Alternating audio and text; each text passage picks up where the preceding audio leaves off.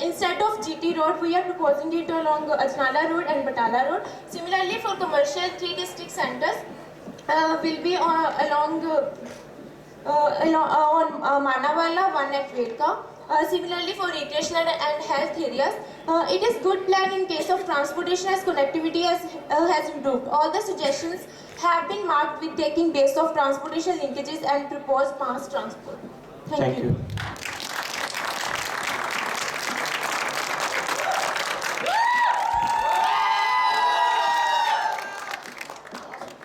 As per master plan, Amritsar is having 3 ring roads. How many are under construction and how many are completed? Sir, City Ring Road is on the process, rest are not in existence. Only one is completed, you mean to say.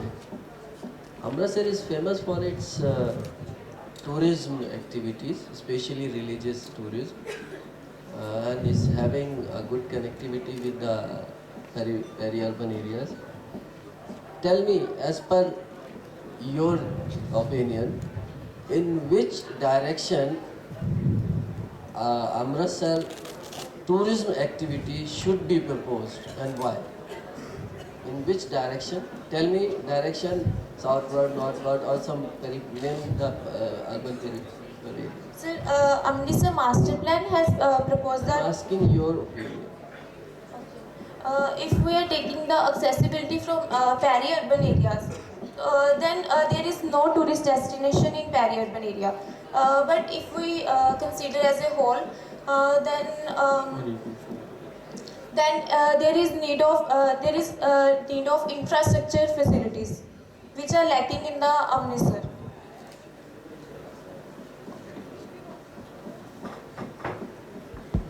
Thank you, sir. Any question from the audience? Thank you.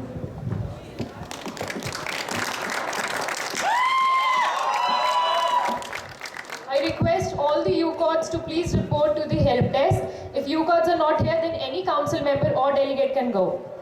I once again remind all the delegates to please wear their identity cards with their photograph, otherwise they won't be allowed in the food arena. Now I request College 10 to come on stage.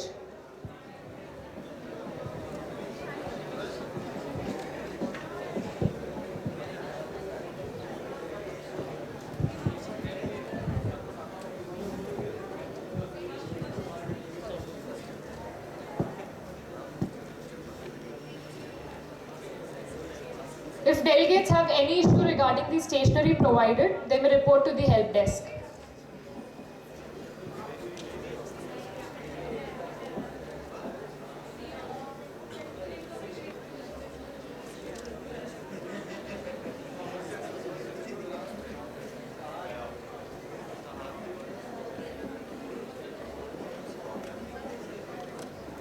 College number 10.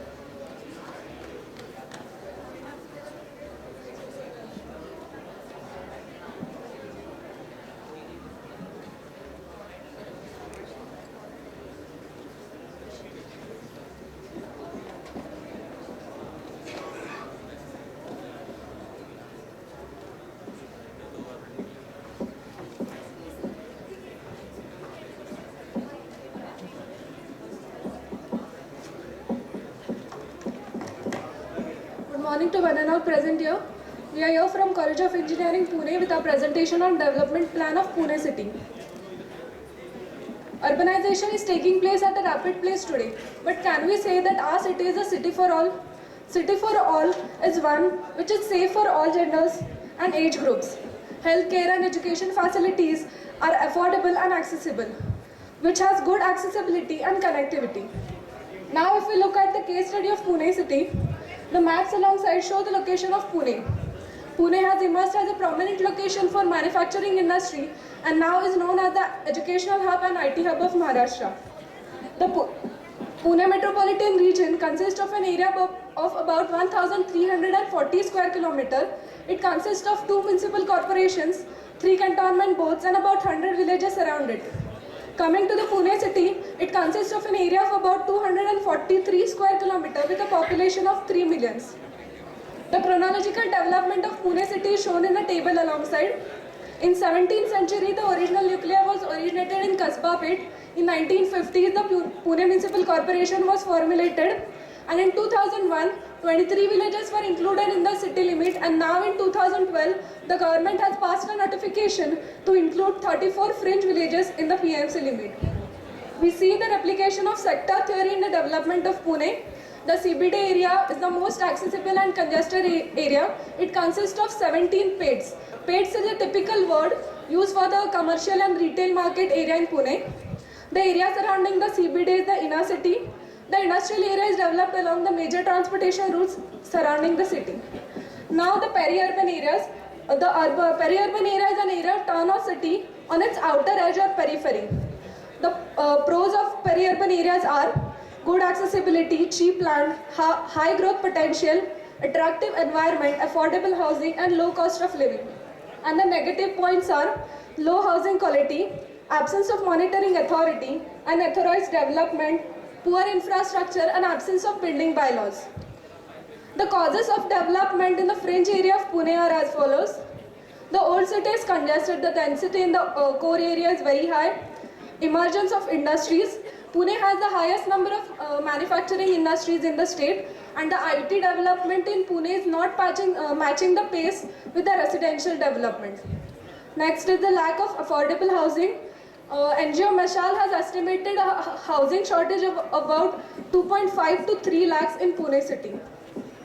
Low cost of living. The services which are provided by the Pune Municipal Corporation are enjoyed by the residents in the fringe areas at a very low price. So if these areas are to be included in the PMC limit, the cost of orderly development would be enormous.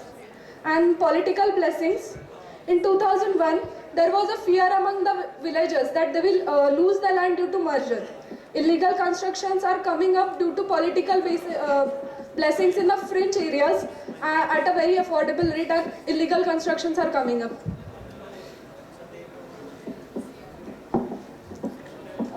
The upcoming slides describe the existing statistics, their provisions in DP, problems and recommendations for the same. The projected population and housing requirement is given. The total land required to meet the housing demand is approximately 3,500 square kilometer, but the existing situation is that no land is available for housing in the city. The analysis alongside shows the matrix of location attractiveness index for housing. Comparison is made between Kharadi and Narhe. Kharadi is a peri-urban village in the city, outside the city, and Aund, which is located inside the city. Provisions in DP for housing are that affordable housing should be provided. Schemes like BSUP, Rajiv Awas Yojana, cluster development and transit-oriented development. Housing problems are that illegal constructions have come up on hilltops because of the merger of 23 new villages in the Pune limit in 1997, which has led to massive deforestation. Despite the unsuccessful merger of 23 villages, 34 new villages are proposed to be included in the PMC limit, which will double the area of the PMC limit and will be more than the BMC Municipal Corporation limit. Provision in DP for infrastructure are that main source of water supply is Khadakwasla Dam, whose capacity is 14 TMC, which will not be sufficient for 2031, after 2031. Moreover, water supply condition in fringe areas is very poor. Similarly, the statistics of sewage, solid waste and electricity are mentioned, but no concrete solutions are provided as how the rising demand is going to be met. The short-term, medium-term and long-term proposals for transportation are given, in which the long-term proposals are that intelligent transport system for traffic management and BRTS. Next. The problems for infrastructure are that connectivity by road is poor, frequency of buses is low, and public transport is not safe for the disabled and women. Open spaces are not enough, and many buildings do not have STPs which release their sewage in rivers which stink. Flooding is caused due to lack of stormwater management, and there are no public toilets, which has led to open defecation. These are the problems for infrastructure. Now, case study of Kharadi. The first map shows the location of Kharadi, peri-urban village in outside the Pune city, and the images show the sprawl of Kharadi. PMC does not provide water supply to this, but it is very low. Water supply provision from the PMC is for alternate days only for 15 minutes. Even after 16 years of the merger of Kharadi, the water supply condition is very poor. There is IT development in this area, and affordable housing is provided, but the infrastructure problems are increasing. Next. Narhe is a village which is proposed to be included in the PMC limit in the coming years. The images show the growth of Narhe village, and many illegal constructions have come up in this village, and the material used for construction is not good, which is leading to building collapse, which leads to loss of life and property. Now the recommendations, based on the analysis, some recommendations are proposed. A regional approach should be followed to integrate peri-urban and rural areas. Focus on regional plan should be there. Base map for each merged villages should be prepared, which is not there currently. Formation of PMRDA, which will result in long-term impact on development of a region as a whole. PMRDA will deal with matters of common interest as well as spatial planning. Recommendation for housing are that classifications of buildings should be done into 3 categories, and building with NA permissions and building permissions, building with NA but no building permissions, and none of the above 2 permissions, so that it will be able, they will be able to classify as to which provisions are given for them. Then decentralization of issuing building permissions. Developers have to pay for the development charges, which is not currently collected. Citizen participation is must in implementation, so that participatory structures can be created and the implementation is more efficient. Transportation proposals are that regional transportation plan should be made for better connectivity.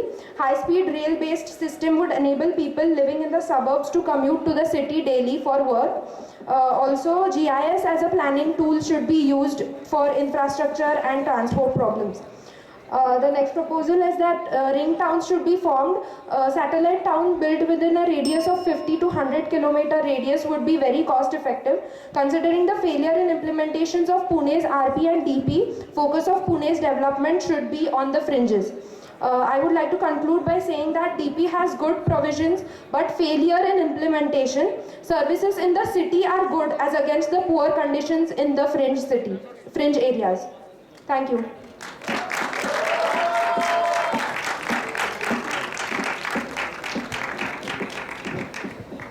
Since 1600 to 2012, we have shown the images of Pune. It is developing towards the north direction. Why so?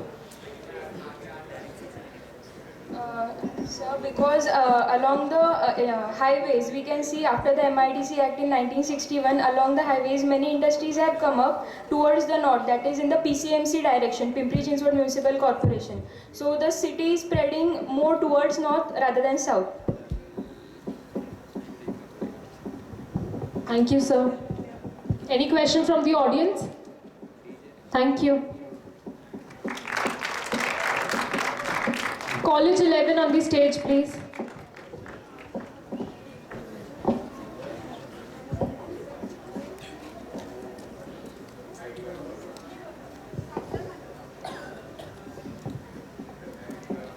There's one announcement. Post-lunch, 2 events would take place, Gangnam Style and Cheers. Unit coordinators are requested to get themselves registered in the help desk now. And please, delegates, wear your ID cards.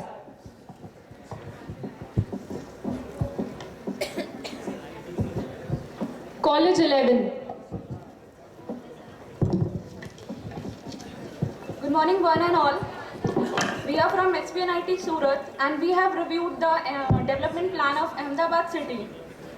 That is the first plan which was started in 1999 and was completed in 2013, and the last one, that is 2013 to 2021. Let me introduce Ahmedabad city to you all. Ahmedabad was first founded in 1411 AD as a walled city located on the eastern bank of the river Sabarmati. It was the seventh largest metropolitan in India. It has three major industrial estates within its municipal limits. It is also a major industrial and financial, contributing about 14% of the total investments in all its stock exchanges in India. The city has a great architectural tradition reflected in its exquisite monuments, temples, and modern buildings. It is a vibrant city, as you all know. City acts as a terminal in the Ahmedabad-Mumbai Golden Corridor. What is the city development plan? Next. Actually, city development plan is representative of the perspectives of the present condition, as well as it gives a vision for the future development of the city. A CDP addresses basically four major questions. The first one is, where are we now? Where do we want to go? What issues do we need to address on a priority basis? What interventions do we make in order to fulfill the visions? Next. Previous one. As per GNURM, development plan is a multi-stage exercise including city assessments. City assessments includes recognizing its opportunities, its strength, risk, weakness, unmet demands and gaps. Future perspectives and vision comprising direction of change and expectations, strategies for development, and the last one is city investment plan and financial alternatives. However, the Ahmedabad city development plan comprises of three phases, which was done on a consultative process basis. Next one. The additional land requirement in 2021 and 31 is 184 square kilometer and 353.60 square kilometer respectively to maintain a gross density of 125 pph for a projected population of 79.3 lakhs and 96.9 lakhs in 2021 and 31. Next. This map is actually showing the greater Ahmedabad accumulation. Is an amalgam covering an area of about 4200 square kilometers. This map reveals an area of 190 square kilometers which is under the jurisdiction of AMC, and it is the CBD central area. The 150 villages in the periphery of the city are under the jurisdiction of ODA, that is Ahmedabad Urban Development Authority. It comprises of 9 municipalities in the periphery of the city. Gandhinagar and surrounding villages also comes to the periphery area. Then comes Chatral, Bhopal and other surrounding villages. These are located in the peri-urban areas.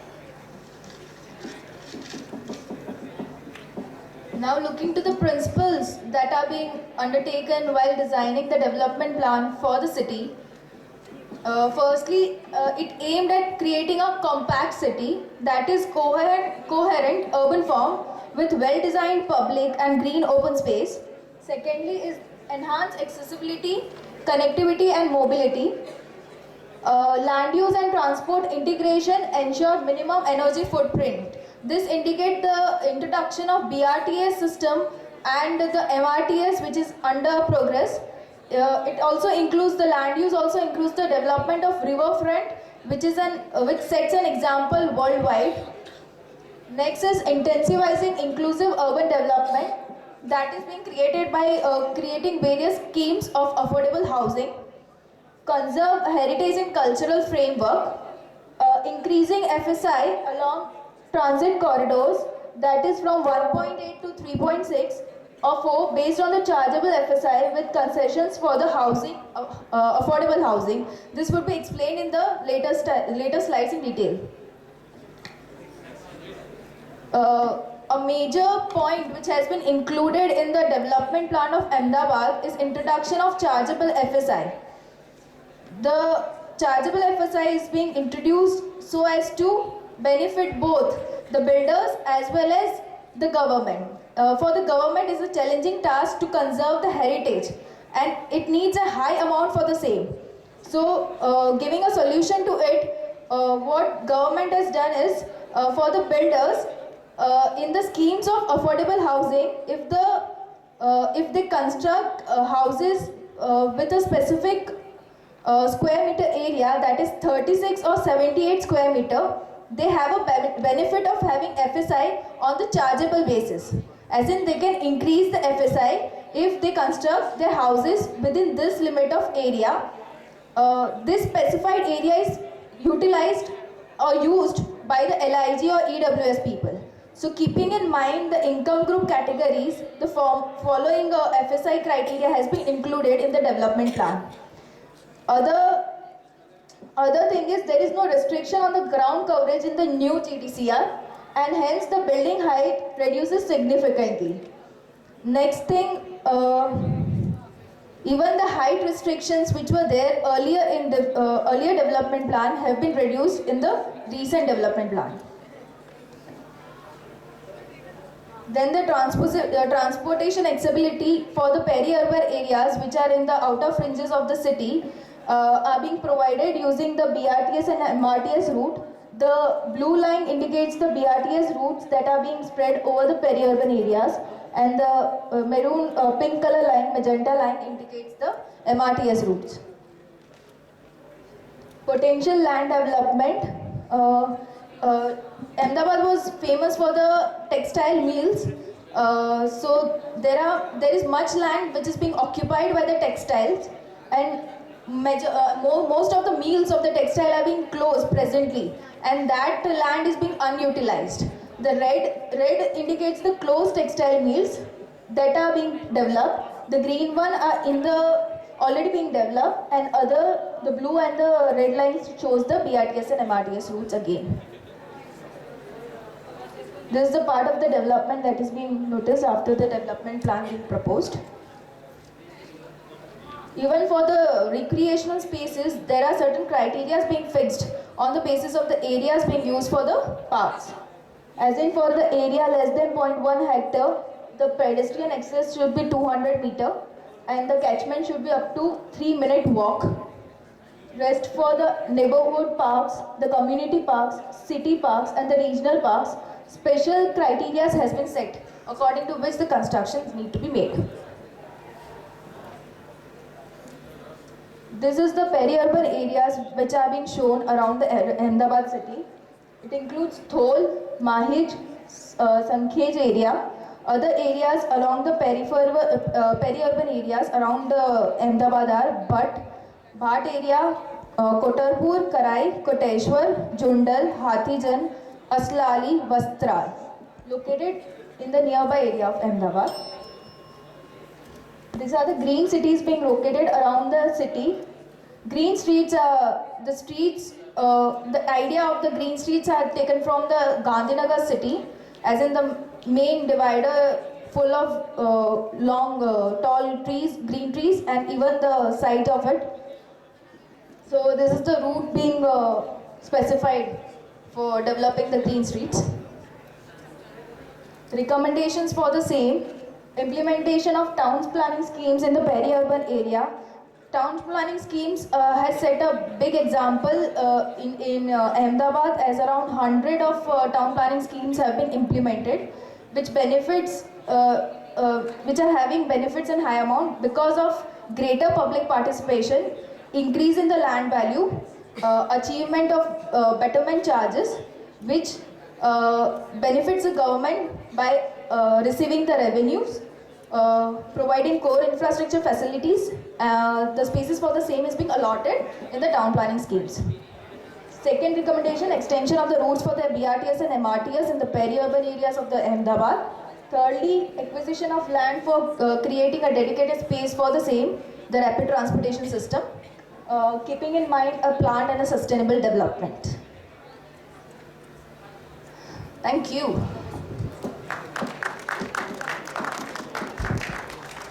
In case of Ahmedabad, we are able to see that the old city development is on the eastern side of the river, and most of the new settlement which is developing is on the western side. Do you find any difference between the peri-urban areas beyond these? So on the eastern side, the developments which are taking place, the peri-urban areas there, and on the western side, the peri-urban areas which are there. Do you find any difference in the accessibility of these? Difference in the accessibility. Because that is the focus area for us. Exactly. Not in the developments. I'm saying, is the accessibility different in the eastern areas and in the western areas? So keeping in mind the accessibility point, the BRTS route that has been set up for the Ahmedabad city, it has been extended more towards western, keeping in Ahmedabad city the whole as a view. The western side is being developed more. The routes are being proposed more towards the west side rather than being the east side. Follow-up question on that. Would you like to propose anything for the eastern side in your proposals? Sir, please pardon. First question was that do you find that there is a difference between the accessibility of the peri-urban areas on the eastern side and the western side of the river? Yeah, actually, Right? You said that in the western side it is better. So my follow-up question is, do you have any proposal what is to be done for the eastern side? Because there are no proposals right now for the eastern side. So eastern side is having basically small industries, and the eastern side is less in demand in comparison to the western side of the Ahmedabad. So like it needs more attention and more development in comparison to the western side. Sir is asking your view. Our view on the same. Eastern side. Being a mission city, Ahmedabad is a mission city, JNNURM city, Jawaharlal Nehru Urban University. Just tell me your opinion. Has the JNNURM has contributed in the urban development of Ahmedabad city, especially for the urban peripheral areas? JNNURM. Tons of money is already. So if we are little louder, we are unable to listen your question. I'm saying Ahmedabad is a JNNURM city that we call mission cities, right? I'm asking whether JNNURM has contributed in the development of Ahmedabad cities, especially for the urban peripheral areas. So for the urban peripheral areas, the accessibility point of view, JNNURM has initiated the AMTS buses as well as the BRTS schemes is under JNNU. And even the slum rehabilitation schemes has been put up by the JNNURM schemes, developing the outskirts of the city. Thank you, sir. Any questions from the audience? Thank you. Thank you.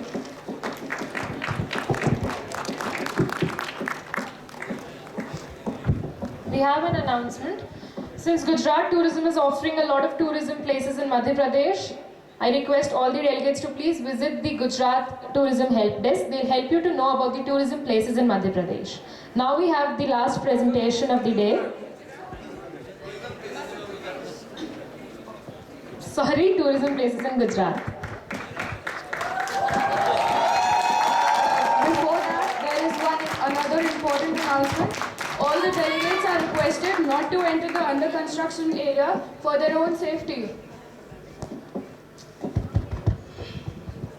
Good morning, jurors and fellow students. We are representing SET University. Myself, Praful Sharma. This is Karishma Baghel. And we are here to discuss a critical analysis on the accessibility to the peri-urban areas of the city region of Ahmedabad in context to the City Development Plan and the City Mobility Plan 2021.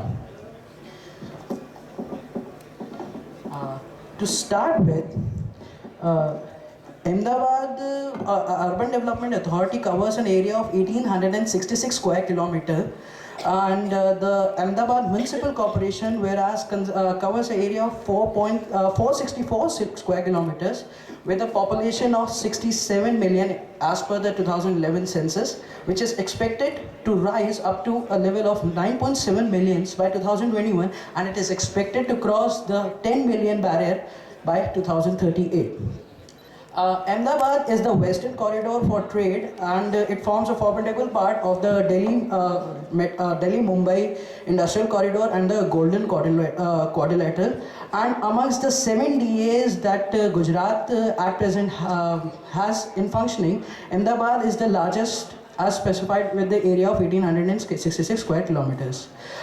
Established in 1680, Ahmedabad first started to develop from the eastern bank of the river, with what we have the walled sitting area. It started to develop after with the advent of with the formation of the AMC in the previous one. After the formation of the AMC, the railways came into being in around something around 1870s, with which the advent of the cotton mills started to develop in the eastern region. That was the primary commercial aspect of what Ahmedabad had at that point of time, and following which the subsequent developments took place. At present, we have the eastern, we have 6 zones in the AMC, that is the north, east, south, west, the new west and the central, of which the east, west and the new west are of consideration.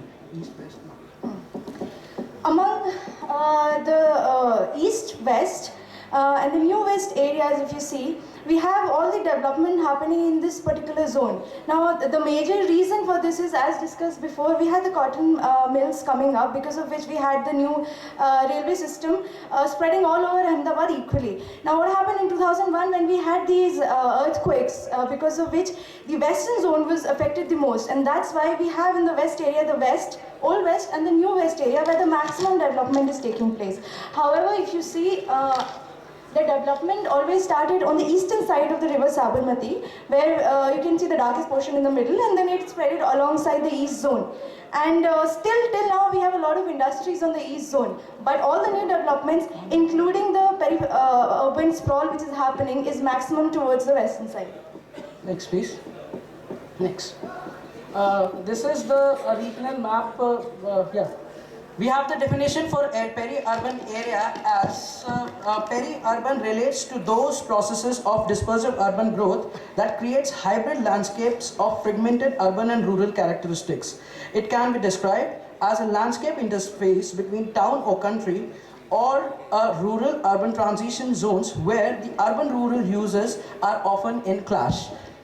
We have certain driving forces, that is the infrastructure, housing, and employment as the major issues that actually induce the development of the peri-urban areas. As with the case of Ahmedabad, in the eastern part of the city, the industries actually formed an envelope on the eastern side, so the load of the sprawl actually diverted to the western end of the band.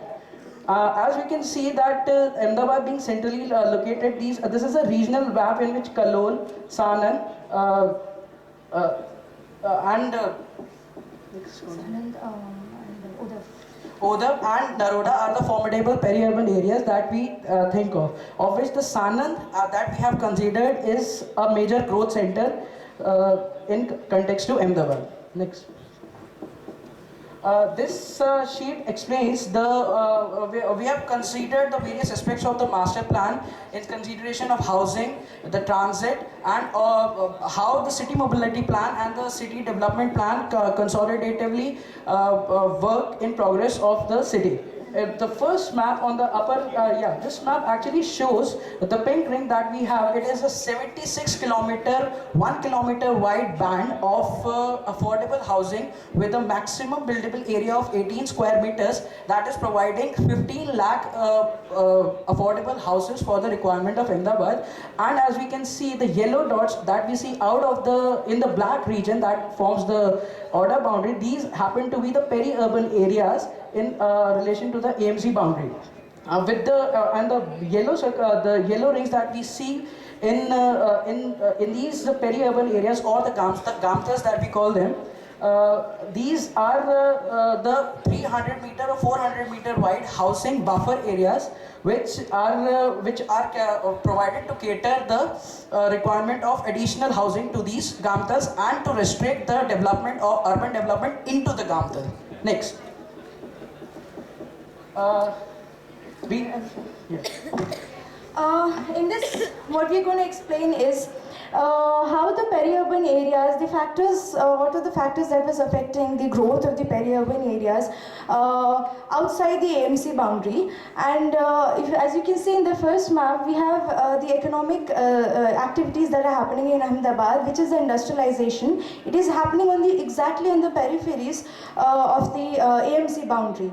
And gradually these things have evolved and taken a sprawl outside the AMC boundary, which is now covered under the ORDA region. So all the activities that are happening, including like the transit system, especially which is for the road connectivity from the center of the city to the urban sprawl area, is limited only to the AMC boundaries. Beyond that, the strengthening is still required. This is what we can see in the second map on the rightmost corner.